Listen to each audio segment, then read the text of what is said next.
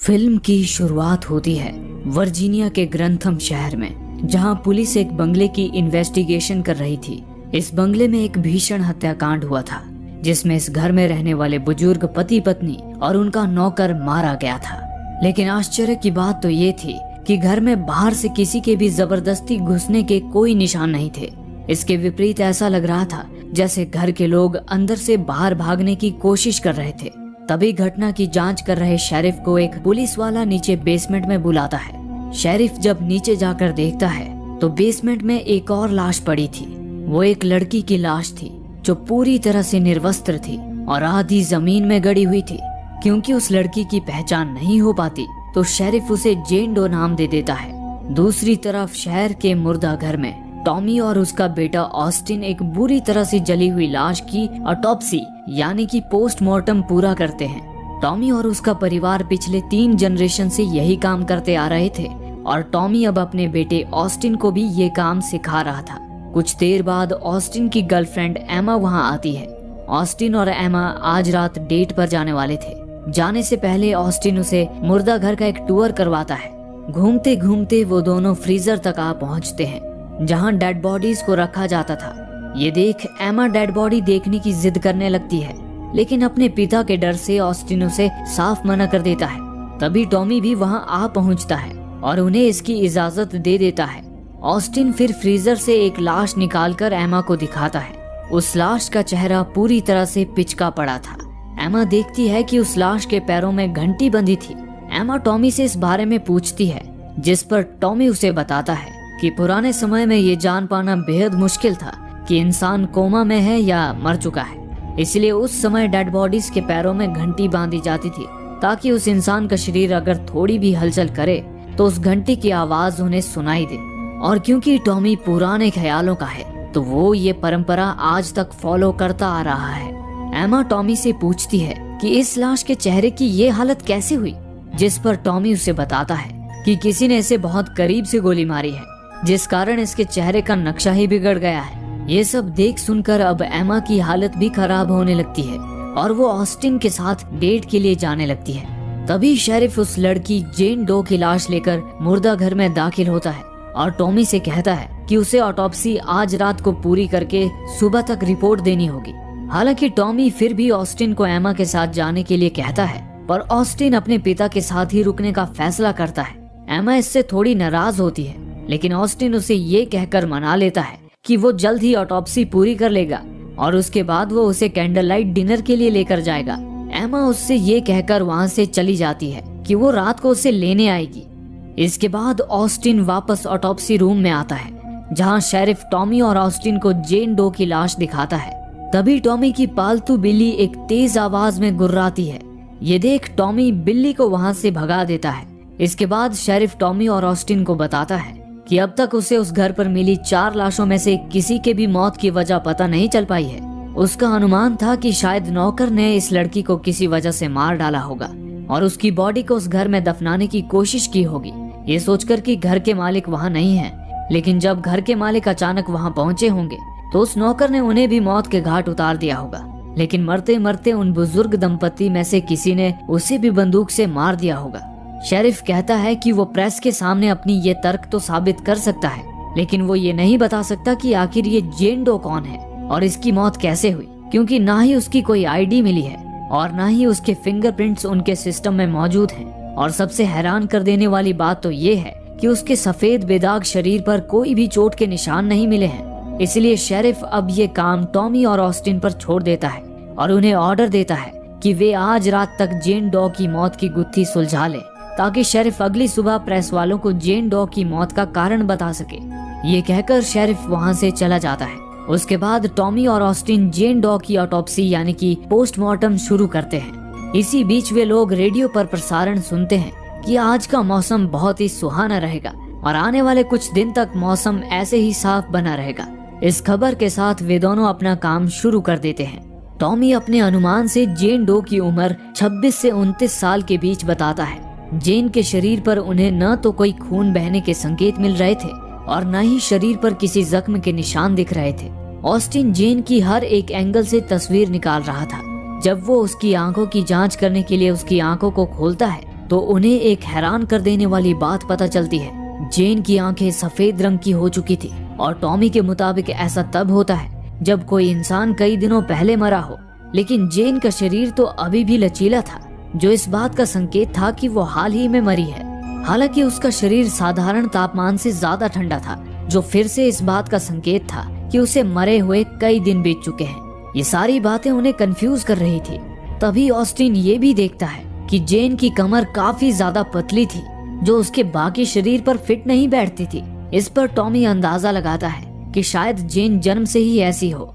इसी बीच टॉमी को पता चलता है कि जेन की दोनों हाथों की कलाइयां और दोनों पैरों के एंकल्स यानी कि टखने पूरी तरह से टूटे हुए थे, लेकिन बाहर से किसी भी घाव का कोई निशान नहीं था। तभी टॉमी की नजर उसके नाखूनों पर पड़ती है, जिनके अंदर मिट्टी जैसे कुछ चीज भरी हुई थी। जांच करने पे पता चलता है कि वो चीज दरअसल पिट था। टॉमी बताता है कि उसे पिट देखे हुए बरसों बीत चुके हैं। ऑस्टिन पूछता है कि ये पिट क्या होता है, जिस पर टॉमी बताता है कि पिट एक प्रकार की मिट्टी ही होती है जो इंग्लैंड जैसी नॉर्थ कंट्रीज में पाई जाती है। ये पिट काफी ज्वलनशील होती है। पुराने जमाने में लोग इसे सुखाकर आग जलाने के लिए इस्तेमाल करते थे। जेन के हाथों और पैरों के नाखूनों के साथ ही कुछ पिट उसके बालों पर भी लगा था। ऐसा लग रहा था जैसे किसी ने जेन को जमीन में पूरा ही दफन कर दिया था। टॉमी अपनी छानबीन जारी रखता है। वहीं ऑस्टिन भी देखता है कि जेन के चेहरे, कान या नाक पर भी कोई चोट के निशान नहीं थे। लेकिन जब ऑस्टिन जेन का मुंह खोलता है तो वे देखते हैं कि जेन की जीभ कटी हुई थी। ये देखकर वे दोनों दंग रह जाते हैं। जेन की जीभ पर उभरे मोटे धारीदार घाव देखकर लग रहा था कि किसी ने बड़ी ही बेदर्दी से उसकी जीभ खींचकर तोड़ डाली थी। टॉमी बताता है कि उसके अनुसार ये ह्यूमन ट्रैफिकिंग का मामला भी हो सकता है, क्योंकि उसने 15 साल पहले भी ऐसा ही एक केस देखा था जिसमें 2 लड़कियों के हाथों को उनके टखनों के साथ बांध दिया गया था, जिससे वो कहीं भाग न पाएं, और साथ ही उनकी जीभ भी काट दी गई थी ताकि वो शोर न मचा पाएं। इन सारे अनुमानों से वे लोग इस नतीजे पर पहुंचते हैं कि उस लड़की को जरूर वेश्या बनाने के लिए अगवा किया गया होगा। इसी दौरान जब ऑस्टिन जेन के चेहरे की एक तस्वीर खींचने जाता है, तभी वो देखता है कि जेन की नाक अचानक फड़फड़ाने लगी है। देखते ही देखते उसकी नाक से खून की धार निकल आती है और अगले ही पल एक मक्खी भिन भिनाती हुई उसकी नाक से निकलकर उड़ जाती है, जिसे देख टॉमी और ऑस्टिन सन्न रह जाते हैं। उसी पल टॉमी की नजर जेन के खुले हुए मुंह की तरफ पड़ती है, जहां वो देखता है कि जेन का एक दांत गायब है। उसे उसके मुंह के अंदर से एक धागा भी मिलता है, जिसे वे लोग आगे जांच के लिए सुरक्षित रख देते हैं। उसके बाद जब टॉमी जेन के प्राइवेट पार्ट की जांच करता है तो उसके अंदर ढेर सारे घाव के निशान मिलते हैं। हालांकि इन सब से भी वो किसी नतीजे पर नहीं पहुंच पाते। अब सारी बाहरी अंगों की छानबीन करने के बाद टॉमी और ऑस्टिन जेन की चीर फाड़ करने के लिए तैयार हो जाते हैं। इसी बीच बाहर मौसम खराब होने लगा था और बादल गरजने का शोर अंदर तक सुनाई दे रहा था। हालांकि इसे इग्नोर करते हुए दोनों बाप बेटे अपना काम जारी रखते हैं। ऑस्टिन जेन की गर्दन को उठाकर एक ब्लॉक पर रख देता है।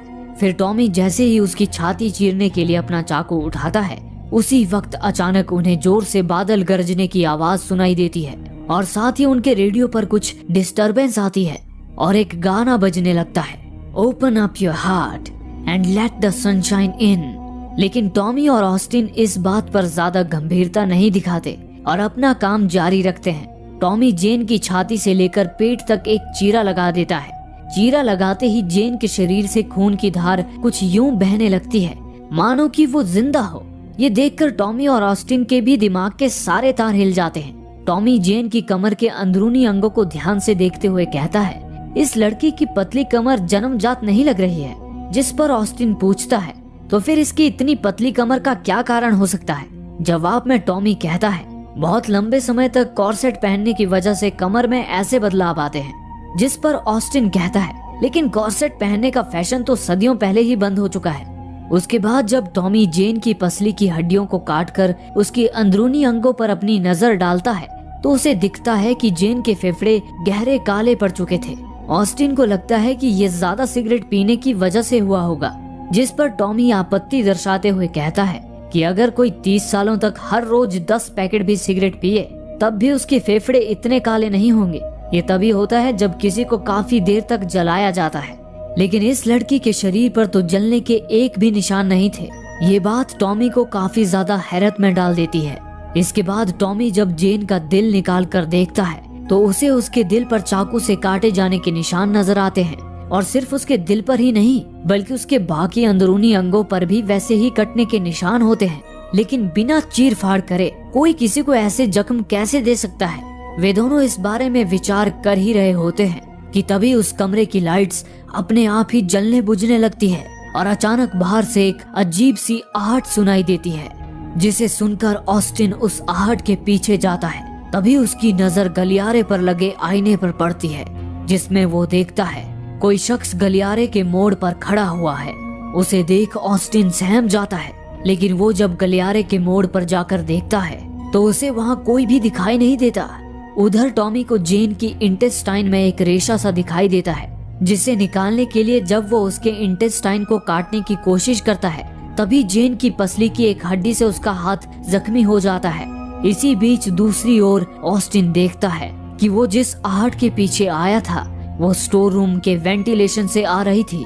ऑस्टिन जब उस वेंटिलेशन में झांक कर देखता है तो कोई चीज तेज आवाज के साथ उस पर झपट पड़ती है, जिसे देख डर के मारे ऑस्टिन जमीन पर गिर पड़ता है। इतने में टॉमी भी उसकी आवाज सुनकर वहां पहुंच जाता है। टॉमी को देख ऑस्टिन की जान में जान आ जाती है। फिर जब ऑस्टिन दोबारा उस वेंटिलेशन के अंदर टॉर्च की रोशनी में देखता है तो वो अपनी बिल्ली को वहां बुरी तरह घायल पाता है। बिल्ली के पेट से उसकी अंतड़ियां ही गायब हो चुकी थी। ये देख ऑस्टिन और टॉमी बहुत ज्यादा भावुक हो जाते हैं।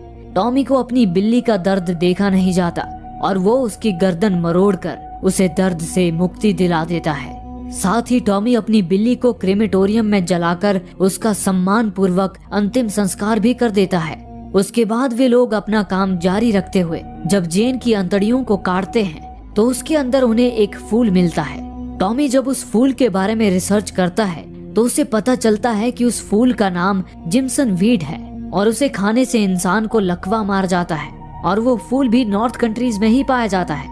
इस जानकारी के बाद वे लोग अपना काम आगे बढ़ाते हैं, लेकिन तभी अचानक मौसम का रुख ही बदल जाता है और उन्हें जोरों से बादलों के गरजने की आवाज आती है।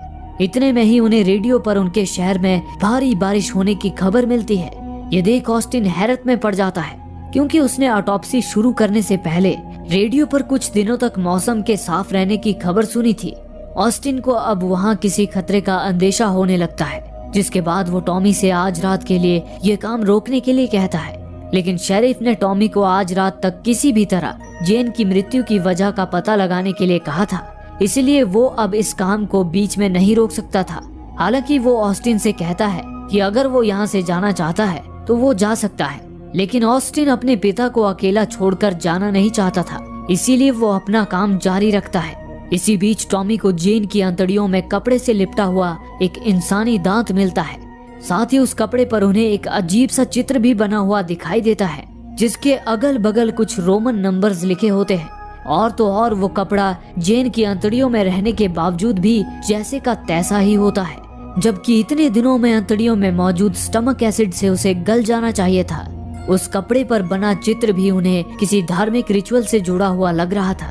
उसकी छानबीन करते हुए ऑस्टिन जब जेन के मुंह में मिले धागे से उस कपड़े को मैच करके देखता है तो उसे पता चलता है कि वो धागा उस कपड़े का ही है।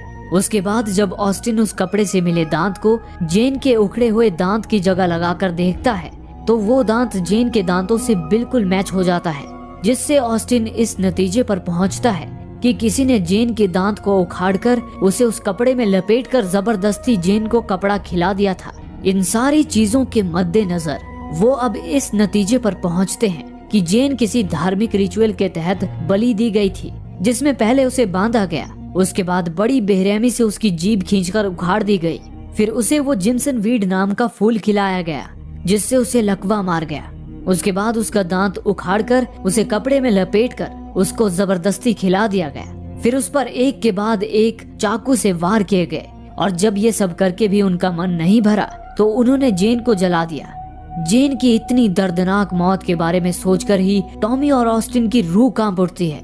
हालांकि जेन का बेदाग शरीर उनके सारे नतीजों को झुठला रहा था, तो आखिर किसी के शरीर को छुए बिना उसे इतनी बुरी तरह टॉर्चर कैसे किया जा सकता है? इस सवाल ने उन दोनों के दिमाग को हिलाकर रख दिया था। तभी इतने में ही अचानक रेडियो फिर से शुरू हो जाता है जिसमें बताया जा रहा था कि उनके शहर पर हो रही बारिश ने बाढ़ का रूप ले लिया है। लेकिन अगले ही पल रेडियो पर कुछ डिस्टरबेंस आती है और इन डिस्टरबेंस के बीच रिपोर्टर की आवाज सुनाई देती है। रिपोर्टर कह रहा था कि आप इस तूफानी बाढ़ में फंसना नहीं चाहोगे, लेकिन अगर आप फंस चुके हो तो इससे निकल नहीं पाओगे। ये सब सुनकर ऑस्टिन को शक हो जाता है कि उस रेडियो पर मिले संदेश उन्हें आने वाले किसी खतरे से आगाह कर रहे हैं। इसलिए ऑस्टिन टॉमी को उसी वक्त उस जगह से बाहर निकलने के लिए कहता है। लेकिन टॉमी ऑस्टिन की बातों को अनसुना करता हुआ उसे जेन के शरीर से उसकी खाल उतारने के लिए उसकी मदद करने के लिए कहता है। ऑस्टिन को भी मजबूरन अपने पिता की बात माननी पड़ती है। दोनों मिलकर जब पूरी तरह उसकी खाल उतार देते हैं तो अपने सामने एक खौफनाक मंजर देखकर उनका जैसे कलेजा ही मुंह को आ जाता है। जेन की खाल में भी वही चित्र और रोमन नंबर बने होते हैं जो उसकी अंतड़ियों से मिले कपड़े में छपे थे। वे लोग उस चीज को समझ भी पाते उससे पहले ही उस कमरे की सारी लाइट्स अपने आप ही फूट जाती हैं, जिससे वहां घुप अंधेरा फैल जाता है। उस घटना से घबराया हुआ ऑस्टिन जब अपनी टॉर्च जलाकर इधर उधर अपनी नजरें दौड़ाता है तो वो देखता है कि उस कमरे में रखे सारे मुर्दे अब गायब हो चुके थे। ये देख ऑस्टिन भयभीत हो उठता है और टॉमी के साथ जितनी जल्दी हो सके उस जगह से बाहर निकलने लगता है।